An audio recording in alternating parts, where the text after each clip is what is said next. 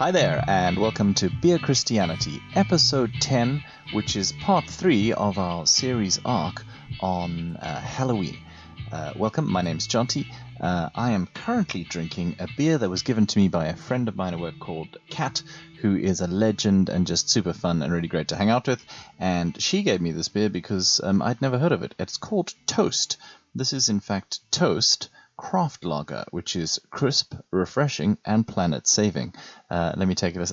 I swear I'm not getting any of the... Well, I mean, these I did get for free, but I'm not getting sponsored for any of these things. So being sponsored in terms of beer would be genuinely lovely. But currently, no, that is not what's happening. That's a very reasonable beer. Now, the reason why it says that it's planet-saving is because this beer is made from surplus fresh bread. Basically, it's to avoid food waste. So they take bread that would have been wasted, and they put it together with, what is it? Hops and I want to say barley. Wait, malted barley and pearl, spalter and mittelfruth. Hops? I don't know. If you are super into beer, you may want to tell me that this is what all beer is made of, in which case, sorry. But yeah, anyway, it's basically an ethical way of making beer and reducing food waste and doing really cool stuff. So, well done, Toast. Thank you so much, Kat. And if you're listening to this, Kat, you are awesome. And I wish you a great deal of goodness in your life. Also, this has a cute little thing. Kat said that they used to have much more kind of fun labels, but they may have gone slightly more pro and therefore more corporate, which is kind of sad. But all of their all the profits from Toast beers go to, I want to say, charities fixing the food system. That's what it says here, which is really kind of awesome. Excuse me, very nice, bubbly. And it does have a cute thing on it that says, bread shouldn't be wasted, neither should you. Please drink responsibly. Well, screw you, Toast. I'm not going to drink responsibly. I'm going to just drink. Anyway, this is the Halloween episode. It's Halloween part 3. The first one was episode 8.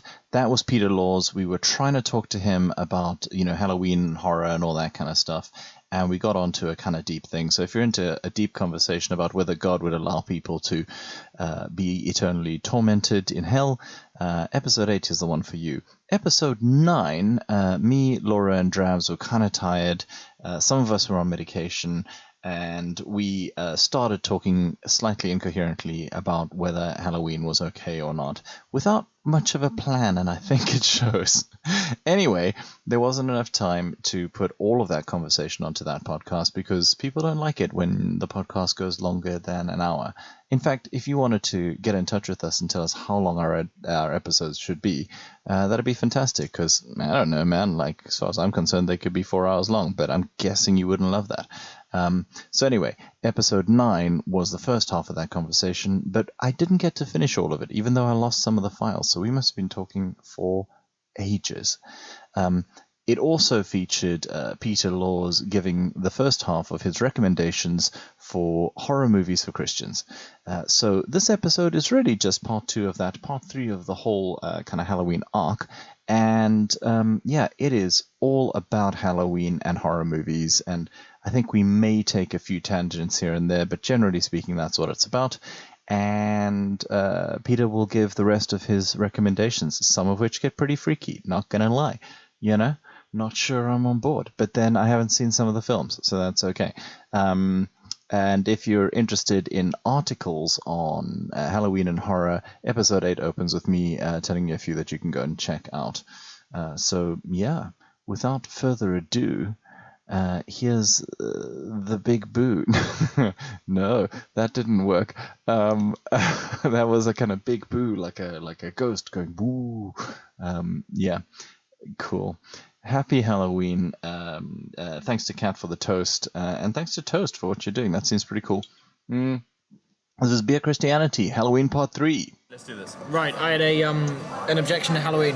Yes, another objection. So we're back drinking Goose Island in Berro Lounge in Didcot. who have very kindly allowed us to stay up here with the portrait of Carl while we finish recording. Okay, so I've got another objection for Halloween. Right. Here we go. So, similar to the objection to Harry Potter, Boo! Already boo! which is that, okay, you're exposing children and young people to, I guess, a genre, one might say, which if they explore deep enough, they might eventually find something that resembles kind of unhealthy dark forces or whatever else. And, young people today with the internet... The internets they have right now, They can experience all these things, and next thing you know, your toddler is dicking around with a Ouija board, and that is why Jesus said in Matthew 18, if any of you lead these young people to sin, it would be better than a millstone. So there we go. Okay, millstone vibes, big millstone energy. Big vibes. So I feel like I've got a decent rebuttal to this in that I am from the super hulock generation of annoying teenage girls on Tumblr, and I wear that badge with pride and a lot of shame simultaneously. But as part of that, I watched a borderline unhealthy amount of Supernatural, which impossible to watch an unhealthy amount of Supernatural. Yeah, to be fair. And it's coming to an end now, which I'm actually really emotional and nostalgic about. It's an end, quite literally an end of an era. And if you haven't watched Supernatural, you gotta watch it just for Castile. Don't even get me started. Anyway. By the way, if you're gonna say I turned out fine, the Lord chose to smite you today. So this is not the point. So Supernatural is a show of a pair of brothers who go around and kill demons and ghosts and what other monsters and whatever, and it's in its later seasons. It's quite funny actually to compare the early seasons with the later seasons of how they deal with demons, because season 1 is there's a demon, what no, and later seasons it's this is daily occurrence, whatever. So it does deal with kind of the that kind of stuff. It's got a lot of Christian stuff in it of dealing with angels and God and devil and hell, blah blah blah. What I took away from being a fan of that show is not the supernatural elements of it at all. Yeah. The fandom culture of that show was a lot more unhealthy and impacted me in a lot more negative ways, absolutely, than that show did. So actually the concept of, and Harry Potter as well, that you said, that was, a lot of people's gateway fandom into this in some cases wonderful and lovely, and continues to be so lovely community of people, but in a lot of other ways it's incredibly unhealthy, generates a lot of negative and unhelpful opinions of certain things. And so actually if that's your argument against things those things relating to Halloween, I think the broader context of what people are interested in that context in those situations is a lot more important to recognise rather than the content itself. And also, I think we need to recognize that Harry Potter may have, introduced kids to the concept of witchcraft, but it also got children back into the cinema and away from reading books. And I think those movies are really important for that. Beautiful. No. We don't compliment the Harry Potter films in your presence. Thank you very much. Wait, what house are you? You're not in Slytherin, are you? No, I'm in Ravenclaw. Ravenclaw pride. Slippers. Of course. Of course she does. Also, controversial opinion. 2 controversial opinions. The last valid Harry Potter film is Harry Potter and the Chamber of Secrets, and I will hot take. I will take no comments on that. Also, Alan Rickman should not have played Severus Snape. But he looks like a slightly less sexy Trent Reznor. We're not going into this now. No, we can't. This is a whole other episode. Stay tuned for Okay. the Laura's controversial Harry Potter opinions episode of Beer Christianity and how relevant it is. So has Laura answered your objection there? Your objection was that you're introducing children and young people, vulnerable people, into you're giving them it's a gateway drug. A gateway drug to the occult. Yes. Okay, cool. I got that. Again, for me, it comes down to, it really depends on the stuff. So I just don't realistically see it. Like again, if you're talking about classic horror stuff, once again, it doesn't exist. If you're talking about like gore and that kind of stuff, it does exist. If they were doing it as part of some kind of, doctor thing, I'm assuming that would be fine. Or do you object to the blood in the human body that was created in the image of the living God? So it's going to be the supernatural side is going to be the argument, isn't it? I see, and I find the gory side a little bit more hectic, because what does really happen is serial killers torture people to death. So for me, I'm like, is this the kind of thing that gets you into it? No. I think if Halloween involved a lot of killing of pets, that would be an indication of psychopathy or sociopathy. I think that might be an issue, maybe? Okay, so, yeah, are we saying that we have dealt with that? You are saying that you have dealt with that. Yeah, no, maybe, yeah.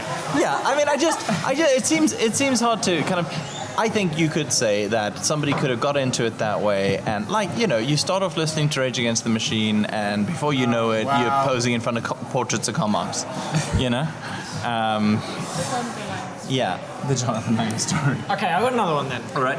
Okay, so we got Romans 14, right?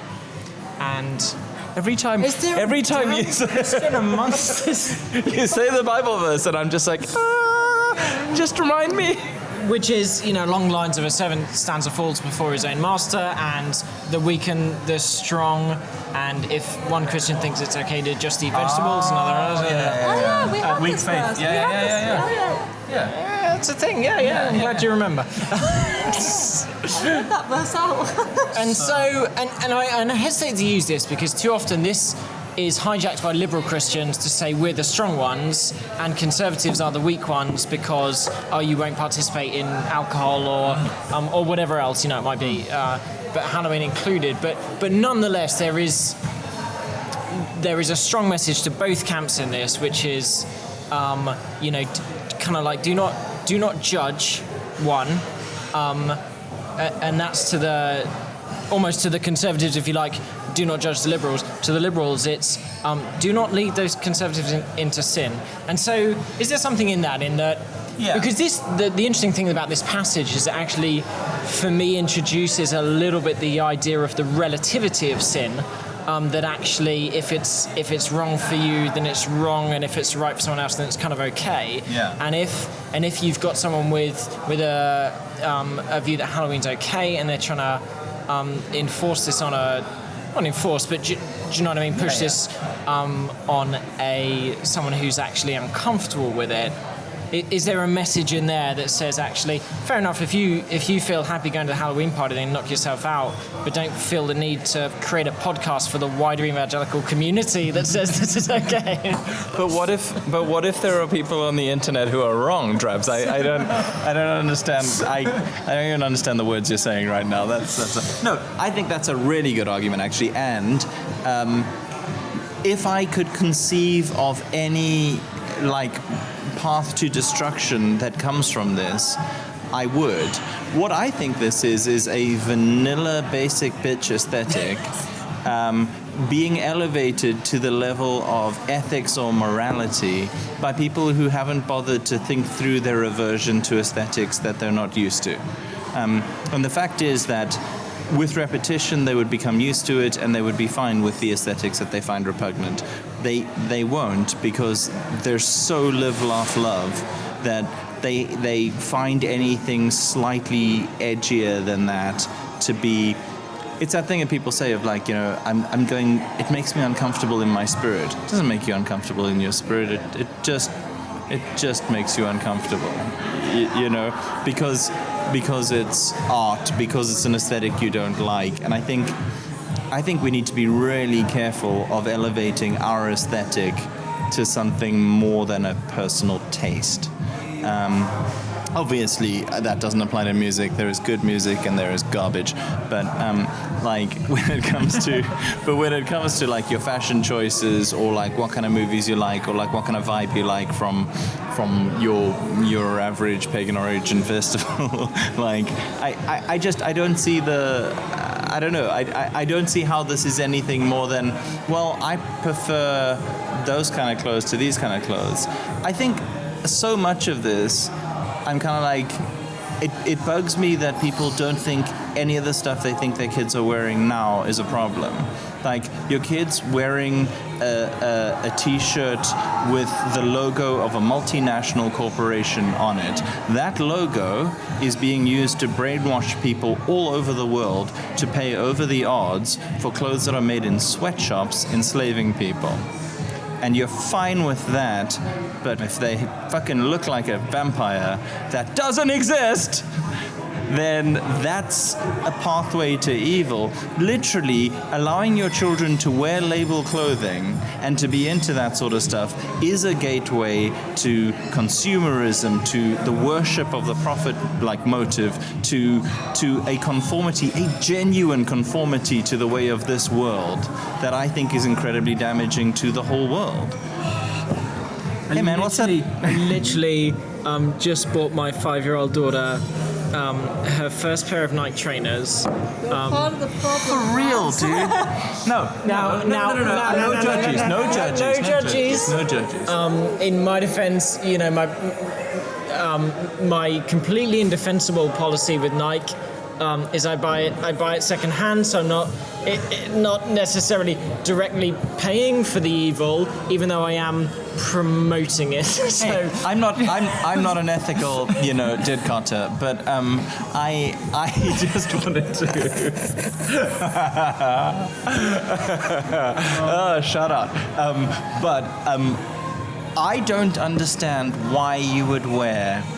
This is something I've never understood, actually. So I think, like the little vanilla beans out there who are like, I don't understand why you'd want to dress like a vampire, like I did from when I was like 5. Yeah. No, that's not true. When I was like 10, and I asked my parents to buy me a coffin to sleep in, they said no, because they didn't really love me. I genuinely, Laura's just too Every now and again, I wonder, can Jonty be even more of an edgelord? And you continue to defy my... Full freaking edgelord, not even going to lie, not pretending. I think when they kind of go like, what possible reason could you have for that? I genuinely feel that way. And I remember being a kid at school and people would be like, oh, I'm wearing Kappa, that was a brand, and Bear, that was a band, and Boy, yeah, okay. And I was just like, I don't understand why you would wear that. And like, oh look, I've got this thing. I'm like, but do you? Even at the time, I was like, do you work for them? Why would you wear their? My mom got me a lovely black T-shirt, which was like just a really great T-shirt. It had a sports team on it, and it was embroidered. I had to unpick the embroidered sports team logo because I don't know who they are. I'm not going to wear a Ramones T-shirt because I don't like enough of their songs. How can I possibly wear the logo of a? Help me out. I feel this on a slightly different level, in that like. For me, anyone who knows me will know that I love a bargain. Like, I'm about the bargains. So for me, if somebody's buying something, it's like, oh, look at this, like Abercrombie and Fitch something that it cost me. Like, it basically, essentially, for saying that, it's like, look how much I spent on this thing. Which to me, I'm like, but like, I bought this top and it cost me £4. Like, yeah. And it like. And it just doesn't make sense to me. Like they're wearing money, they're wearing clothes of like to show how much money you spent on something. Literally, like I'm like, cool. I saved money when I bought this. Yeah. Now saving money has its own kind of ethical dilemmas, obviously, but I don't think it's a guarantee. Seriously, you as someone who understands the power of brand are genuinely asking how brand works. So you're asking me. I understand. Because you know that the brand is not sweatshop, then you know that's not the brand. The brand. No, it's not the ethical dimension at all. Yeah. I want to know why you would put a sneaker brand on your T-shirt. What, like, because you're already wearing? Because it's a way of expressing yourself, because you associate yourself with the brand values, and you well know that the the brand of, let's say, Nike is Oh, it's something about crush your opposition, wasn't it? crush your opposition. That is something that I personally Except it's not. It's fucking shoes. You know who crushes their opposition? Wear an American military T-shirt or fucking the CIA. You know, wear a Guantanamo Bay T-shirt, and I will honestly have more respect for you. because it's a shoe brand. It's like there are a billion people wearing the same thing you're wearing. I don't understand it. I literally don't understand it. It's like, and like, what does it say about you? It says that you buy shoes. Like, and you buy shoes that are more expensive because they have a tick on them. A tick. I have never. I find it genuinely bizarre. You just got to do it to them. You just gotta what? You got to just do it to them. You gotta just do it, or as Slavoj Žižek says, I would prefer not to. There's a great picture of him just wearing a T-shirt saying, I would prefer not to. Which I really like. Happy Halloween! Happy Halloween! Okay, that seems like a perfect place to break the bands to hear from the Rev Peter Laws on horror movies and part 2 of his recommendations for Christians as to what horror movies they should check out. Part 1 on the previous episode of this podcast was fascinating, and this one should be fascinating too. So take a listen. Peter's got some cool ideas about this stuff. He knows more about horror movies than anyone I've ever encountered. He's a big enthusiast of not just the soundtracks and all that kind of stuff, but also, maybe that go the other way around. Not just the movies, but also the soundtracks. Also in the background, you're going to hear music that he composed himself as a soundtrack to his novels, which is pretty freaking impressive. So you should follow him at Rev Peter Laws, and you should also just check him out. So here is Peter, part 2 of his horror movie recommendations. Next up, I want to recommend a great zombie film called Train to Busan from 2016. Now, there's been so many zombie films out there. Like, you start getting zombie fatigue, and I was starting to think, crikey, I don't know if I can handle having any more zombie films because so many of them start to feel the same. But occasionally, zombie films come that have a different feel and a different touch, and Train to Busan certainly has that. It's a South Korean film where zombies are kind of taking over a city, and it's just it all takes place mainly on a train. Zombies on a train. Maybe they could have called it that.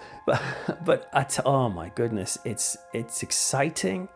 It's scary in places, but you know what else it is? It is so moving. Oh my goodness. At the end of this film, I was sitting there with tears down my cheeks, right? It's what I love about films from like South Korea or Japan or those sorts of places, that sometimes they're very happy to be very schmaltzy and very corny in many ways, but you give them a pass because it's like a different culture. When I play video games, and sometimes the music is so like filled with strings and very cornball, but actually it's beautiful at the same time, and that's what Train to Busan is. It's brutal, and it's a great zombie film, but it tells a wonderful tale about a father and a daughter, and about that sense of, I think for a Christian watching this, they could have that sense of what does it mean to use your time wisely and to invest in your family relationships, because the world may not last forever, and I think this film really plays into that well. I remember I watched Train to Busan, and then the next day me and my kids were in McDonald's, and I was sitting there chatting to them, and I said, I watched this great film called Train to Busan. Now they're like 7 and 10, right? So I wasn't able to tell them the full story, but I did tell them like what happened in the film and the ending. And as I was telling it, my daughter's like, are you crying? And I was like, oh my goodness, my eyes are filling up again just at the mere thought. So yeah, I'm pretty sentimental, I can't help it. On the Enneagram, if you know that, I'm a kind of 3 with a 4 wing, and I think the 4 wing are people who are drawn to deep subjects like death, but also sentimentality and corniness on the other side, so it's a typical me. But yes, great film, check it out. Next film I'd like to suggest is The Babadook from 2014, which is, this is great. It's spooky, it's scary. It's about a woman who is dealing with being a one-parent family, but also dealing with grief, and how that grief can sometimes become a monster of its own. This got a lot of awards and a lot of great reviews, but I do feel like it's often overlooked by by like film fans who might skip through and not realize that it's really worth watching, but it is. One of the things that's particularly strong about it is how it demonstrates how hardcore it is to be a single parent and how that can be quite difficult. And some of the horror of this film is just her trying to cope with the emotional loneliness of being a widow and also trying to look after a child. But then into this story, as ever in horror, becomes this kind of personification of her despair. And that personification is pretty darn scary. And I'm not going to give anything away, but I would tell you the scariest moment in the film for me is she watches a news report and then she just sees herself in a news report, and the facial expression she makes gave me shivers, and it's giving me shivers now just thinking about it. It was wonderful and scary. But yeah, The Babadook, I think, for a Christian is worth watching because it just reminds us of, the type of kind of mental monsters that some of us are dealing with, and to recognize that, you might have people in your church, your congregations or Christian friends who on the outside appear that they're absolutely fine. But when they go home or when they look away from you, they may be dealing with this monster in a top hat who's just coming to destroy and to take away and to kill like a thief. And I feel like the Babadook's a great example of that, but also as it ends as well, a wonderful example of how how to respond to those sorts of things. So yeah, The Babadook from 2014. Next up, I'd like to suggest The Witch from 2015 by Robert Eggers. I think this was a great film, although if you're watching it as a Christian, I suppose you could be offended since it kind of criticizes Christianity and essentially promotes Satanism, I suppose. It talks about how it's basically set in sort of Puritan America, like 1690 sort of time, I think. Like around the time of the witch trials, that sort of thing. Or maybe it was probably earlier than that. But anyway, early American settlers, and for whatever reason at the beginning, I can't remember what the reason is, but a family are cast out of the community and they have to go and live by a wood. And it's this family just living there and trying to cope with the harsh conditions of, you have this image of people going to explore America and go, oh my goodness, they find this land of milk and honey, but actually they found like relentlessly difficult terrain in which to set up a new community. And so the film really helps to set the scene for that. But is there something supernatural in the woods? There may well be. And that's where the film starts bringing in the kind of the more intense moments. I thought this was a great film, and not least I think for a Christian watching this, it's excellent because it just shows how there can be this sense of, if you become a Christian, and I used to think this before I was a Christian, in my early 20s is when I became a Christian, and before that I had the same point of view with this film, which was surely Christianity is just there to make life like a barren landscape. It's just to sap out any sense of enjoyment out of being human. And in fact, that's what the film kind of says. These people are coming from such a strict Puritan background, and their view of God is so harsh and so unloving and ungracious and meager and stingy that you think, you know what? It's no wonder that Satanism or Satan or whatever, however you want to interpret the film, the alternative offer of when a black goat comes in and starts to say, do you want to live deliciously? You think, yeah, crikey, I'd much rather that than the life of Christianity that's offered. That's the view of the film. And so it makes absolute sense why people would turn to that.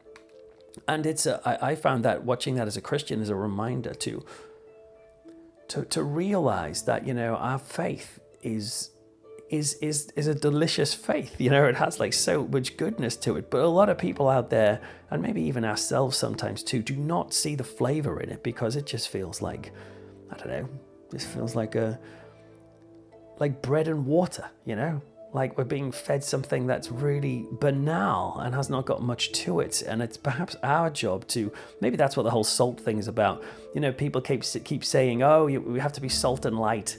And they interpret that as basically just, you've got to drop the gospel into people's conversation as much as possible and then run away, or to be a relatively nice person Actually, maybe the call is to be salt, is to really turn the colors up of life. Like Christians are supposed to be in the world and make the world a more interesting place, to make the world feel like Christians should be, just turned on to art and, all just producing things in the world that make the world a more interesting place, that make the world a more delicious place.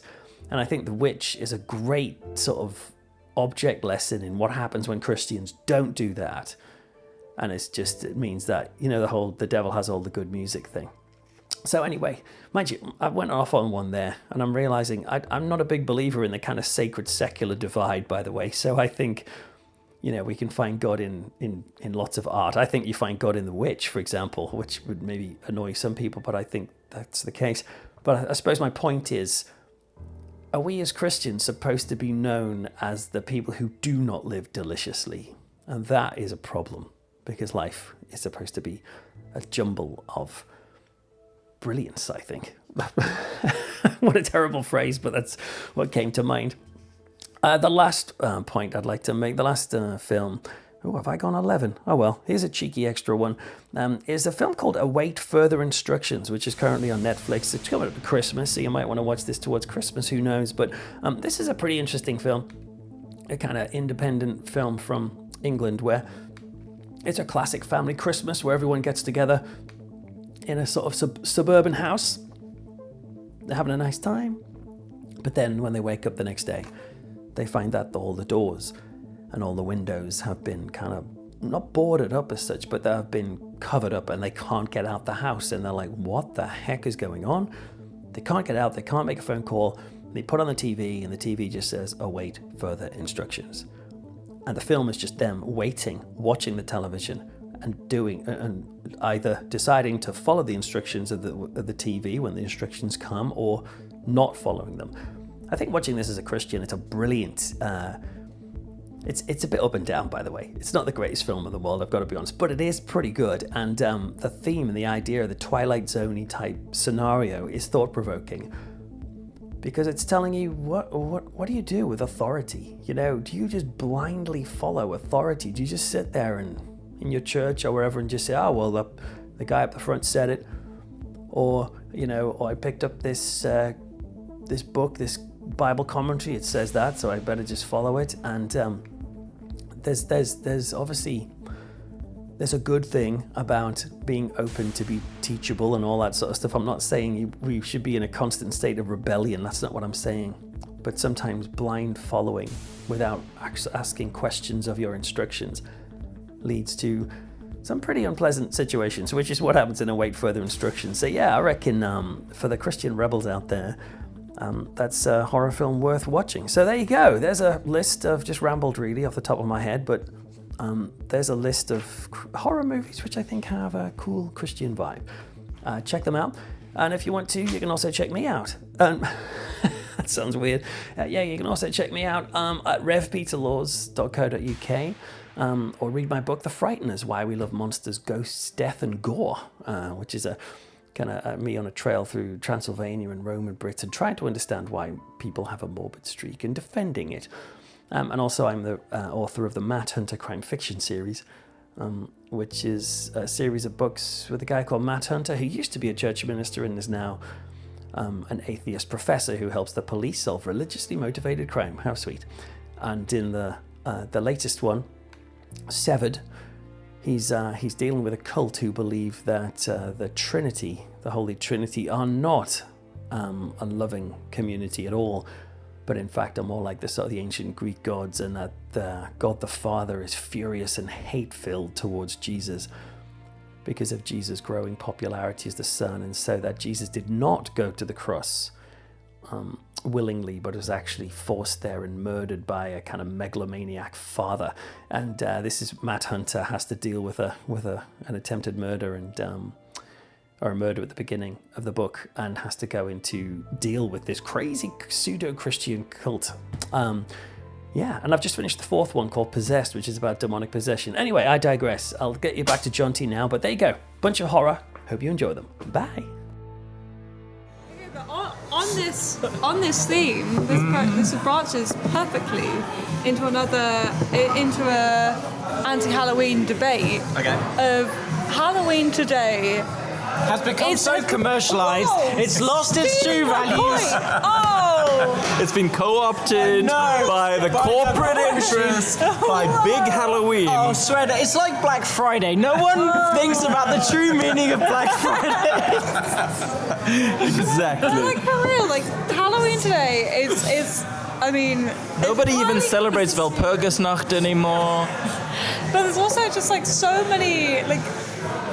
A lot of people, if you ask people today like what they're going to do for Halloween, it's not about like the scary or the like glorifying like death or like the demons or vampires anymore. Who dresses up as a vampire for Halloween nowadays? I mean, I do. I don't want to point. I am a loser, to be fair. I don't want to go about pointing out the age difference between myself and Jonty, but like people on Instagram aren't often dressing up as like vampires, or if they are, they're dressing up as sexy vampires, which is a whole different argument. Sexy pot plants and sexy. Yeah, like it's Halloween. Another reason and, like, to love Halloween. Yeah, but it's not even about the evil aspect of it anymore. It's about the. We spent this whole podcast. It was never about the balls. It's just I have not been to many Halloween parties that are truly evil. Truly like They just have lost sight of the evil. Welcome to beer Satanism. The point is, if you're angry about Halloween being glorifying evil or something and whatever, It's really not. It's glorifying angry about sexy the wrong cats. thing. That's what it's glorifying. You're angry about the wrong thing about Halloween. Yeah. Because Halloween isn't. It's all about the consumerism. It's all about just getting wankered. It's. It's not. Yeah. Can I pick up on that and actually say that I think into the future some of the. Oh wow, Laura has a drinking problem in that she's. Is this because your lips are so swollen you can't actually fit liquid into your mouth? Wow. My eyes are swollen. Cut you deep. Sorry. Wait, yeah. But actually, some of the. Wait, So I was just to say, if you want to picture what I just did, if you've ever seen Airplane with the guy with the drinking problem, exactly that what was just me, and happened. For some of the actual ethical debates, which I think are probably quite valid around Halloween, and Laura's kind of led into this with the consumerism and all the rest of it. Okay, so one, we've got the fast fashion, and that seems to have happened in the last 5 years, like the disposable costumes. Like really disposable. So that's like it's never DIY these days, Yeah, exactly. Okay, so we've got that, but even bigger, and this is really going to kick off in the near future, I think, is the sugar and sugar for young people. We've got a childhood obesity problem in this country and in, frankly, most countries that are big into Halloween and trick-or-treating and all the rest of it. And we're trying to fix that with sugar taxes and all the rest of it, and yet there's this one night of the year where we're encouraging kids to go out and ask for as much freaking sugar as possible. It's a cheat day, it's fine. And it's one cheat day a year. One cheat day a year, but I could see this actually becoming a thing. And a kind of a movement that starts where we're giving kids There's gonna be those Waitrose liberals who are gonna be like, here kids, have some hummus and celery sticks, and it's just that is the true horror. They deserve to be tricked. They deserve to be tricked. And also, somebody's house with a cauldron full of hummus. legitimately, cauldron of hummus is amazing. We're having a Halloween party. We're gonna make that happen. That's incredible. Do you know that I've had twice kids come to my door and ask for like candy. Do the trick or treat thing. Twice in the entire time I have been in this country in 15 years. Because one, you live on an estate, and two, you decorate the hell out of your house. Like not just for Halloween all year long. My house has skulls hanging outside its door. Literally every day of the year. So I'm not surprised at that at all, because trick-or-treating isn't really a thing here. Oh, it is. As far as I've never. I mean, maybe it was because I was, your house had a sign outside, right? I never not even any of my friends who like my non-Christian friends, like none of them went trick-or-treating. It wasn't like a thing. Like, am I too old to trick-or-treat? Yeah. What if I dress as a sexy cat? Does that de-age you? I will give you a treat.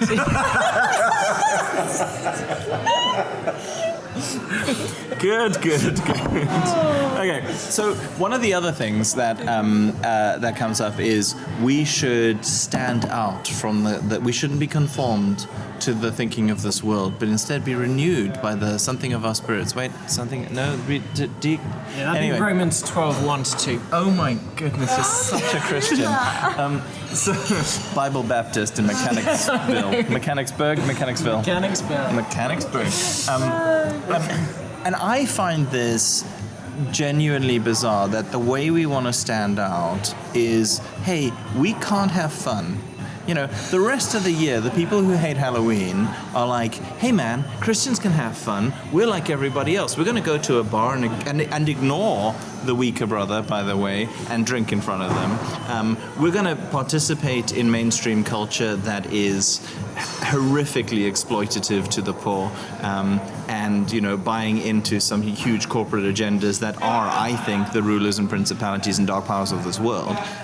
We're going to do all that kind of stuff. We're going to make all those compromises, and then on one night of the year, we're going to go like, hey guys, you know what? We don't dig it, so no. We're going to stand out. This is the hill we're going to die on. And as Peter Laws said in the previous podcast, Halloween is fast becoming the most social and kind of interactive of all the holidays in the UK. Your neighborhood, the people in your neighborhood are leaving their houses on Halloween. You can get to know them, you can become a part of them, or you can basically be the only Amish people on your block. That I find weird. J. John. Yeah, and I think this is particularly pertinent point with the way that, society's going in the UK. In the point you make that people just don't know their neighbours in the same way, that idea of neighbourhood, particularly in urbanised areas. I mean, I love that, obviously. It's why I moved to the UK. Yeah, super. And so it is one of the few times of the year that your neighbour will knock on your door. Yeah. With their kids, one would hope. Dressed as a sexy cat, because when they do that on Christmas, it's a different vibe. And so I think that's a really fair point. Is that the way you're going to stand out? Because you can be sure as hell they're not going to knock on your door any other night of the year if that's your response on that night. So, yeah. I think it's a thing of coming back to the aesthetic question and people objecting to an aesthetic and trying to elevate that to some kind of religious or theological thing. I think we just need to be really, really careful that that's not what we're doing, because for me, it's akin to the people. I once went on Premier Christian Radio as their dialer lefty, and they were doing a thing on, can you have such a thing as Christian heavy metal? Now, there's been Christian heavy metal since the 80s, obviously, and you've heard some of the stuff with Doug Van Pelt, if you want to hear about that, on a previous episode, the interview with him. But people were literally phoning in, listening to a song by a band called Living Sacrifice. Guys, it's not complicated. Singing a song whose lyrics went, reborn, empowered, old ways have died, Christ is all, or something like that. And them going like, yeah, but you can hear that it's evil because of the beat. The beat is evil, you know? And this is the same thing. It's exactly the same thing. Oh, well, the clothes but they're evil because they're a little bit dark and they're a little bit scary.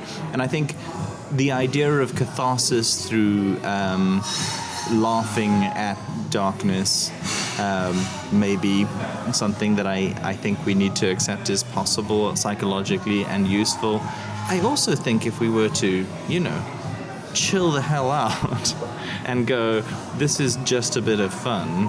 It's not meant to be taken deeply seriously as a statement of intent. That might be all right. I realize that if you're wearing a swastika, I wouldn't have the same vibe about it. So maybe is that maybe hypocritical?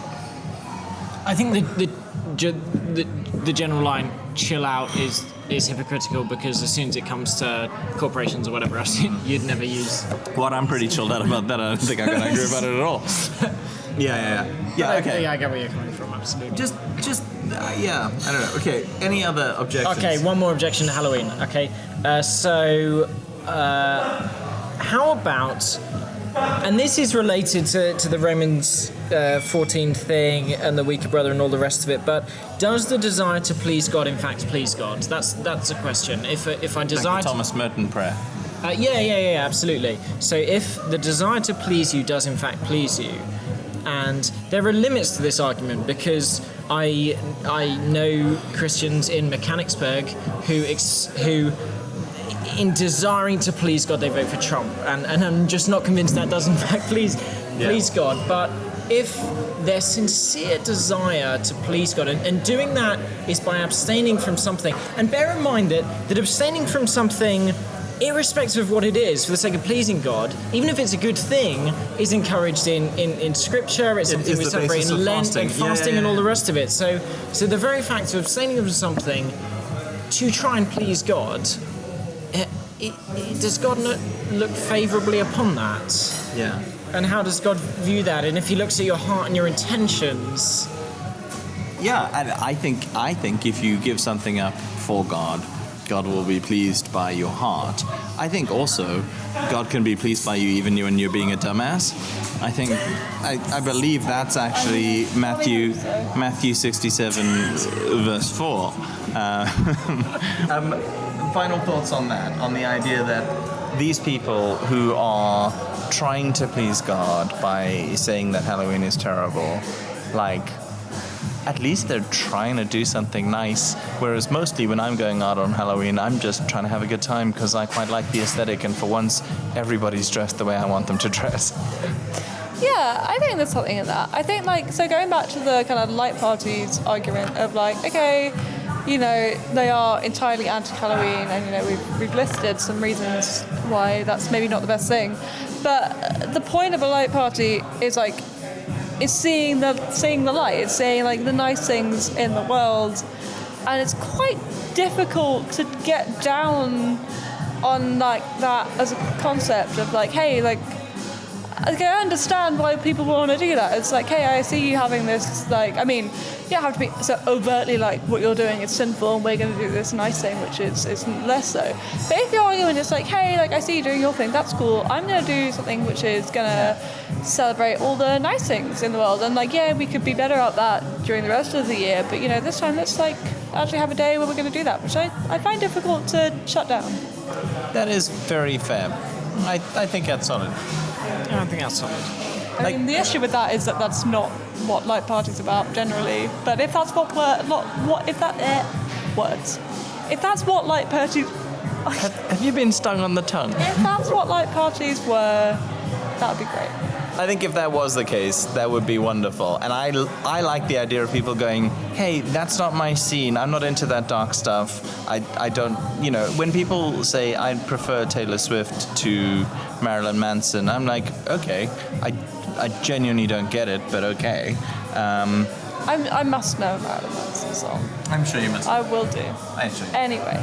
But the point is, I think that's actually kind of cool to have that attitude of hey, if we can just let other people do their thing and not, stress out too much about it. And again, not in that kind of hypocritical, chill out kind of way, but just saying all things are permissible. Maybe not all things are beneficial, but let's be honest, everybody could have stones thrown at them in the things that they celebrate, in the parts of culture that they participate in. And very few of us are advocating a total kind of disengagement from contemporary culture as part of our witness. Yeah. So, the pagan origins we didn't touch on. That I think we can all just agree is hokey bullshit, right? I did have an interesting point actually. We were talking about it's not an actual interesting point. It's just a piece of history. We can cut this out if you want to. History's interesting. History's interesting. So you say Halloween is a glorifying of evil. Well, if you're not a Protestant, you can't have that argument. Fun fact, because before the Reformation, the point was that it was there was this thing called souling, where you would bake a soul cake and it would be for the souls who were in purgatory, and a lot of the Halloween traditions were about lighting candles on graves and being listening to the souls who were caught in purgatory, which isn't necessarily glorifying evil or dead at all. And then the Reformation happened, and everyone in England was like, yo, Catholics, we're not about that. And also purgatory, it doesn't exist. So it's not about the souls that are in purgatory at all. It's actually about the evil spirits, and we're not about that. So that's why we have that argument. So kind of Protestants, I'll give you that argument, but Catholics, no. Can we just pick up on this idea of the soul cake that one bakes? And if the next episode of the Bake Off on Halloween is not some competition to bake a soul cake, Amazing. How amazing would that be? So they were often had a cross, much like a hot cross bun. And what would it mean to bake a soul cake for your soul mate? Or would that be in some way... The one Wikipedia article I read on this does not have much information on that. What if you wanted to... It did to... have something interesting about how... So I don't have the reference for this, but it did say that historically some Christians abstain from eating meat over Halloween. So Halloween, vegetarian festival. Nice. There you like go. it. Yeah. Like it very much.